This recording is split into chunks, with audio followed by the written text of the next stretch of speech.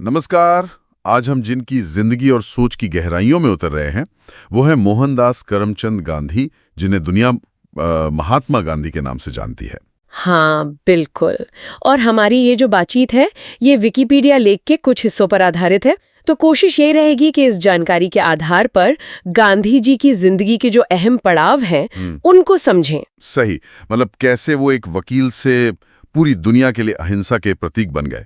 और उनकी विरासत आज भी क्यों इतनी मायने रखती है। बिल्कुल। और ये नाम भी महात्मा यानी महान आत्मा, ये उन्हें पहली बार 1914 में, वो भी दक्षिण अफ्रीका में मिला था। सोचिए जरा, एक वकील, उपनिवेशवाद का विरोधी, एक राजनीतिक विचारक भी, और सबसे बढ़कर वो नेता जिन्होंने अहिंसा के रास्ते भारत को आजादी दिलाई। हाँ, और उनका असर सिर्फ भारत तक ही नहीं रहा, पूरी दुनिया पर पड़ा।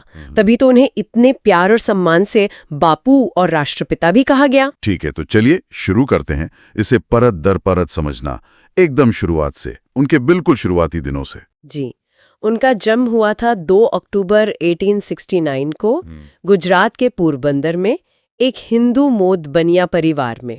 पिता करमचंद गांधी वो पोरबंदर रियासत के दीवान थे। दीवान मतलब उस समय के हिसाब से? हाँ, समझिए मुख्यमंत्री जैसा पद था वो उस समय।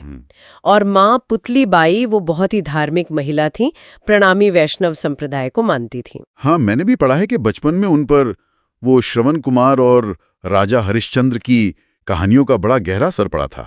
सच और प्यार के मूल्य उन्होंने वहीं से सीखे शायद। बिल्कुल, और माँ की जो गहरी धार्मिक आस्था थी उसका भी जाहिर है बहुत प्रभाव पड़ा। उनका शुरुआती माहौल देखिए काफी मिला जुला सा था। माँ की भक्ति, वो अक्सर मुश्किल व्रत रखती थीं, ये सब बातें गांधी जी के मन पर बैठ गईं। पढ़ाई में कैसे थे? सुना है बहुत तेज नहीं थे। हाँ, पढ़ाई में औसत ही थे, बल्कि काफी शर्मीले थे।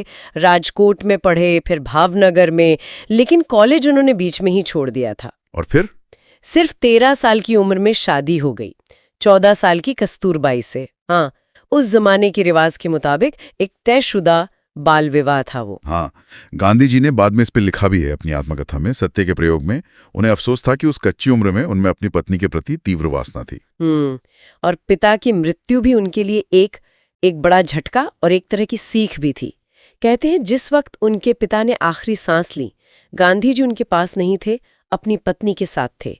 इस बात का उन्हें जिंदगी भर बहुत गहरा पछतावा रहा। अच्छा, बाद में उनके 4 बेटे हुए, हरिलाल, मणिलाल, रामदास और देवदास। जी। फिर आया 1888 का साल।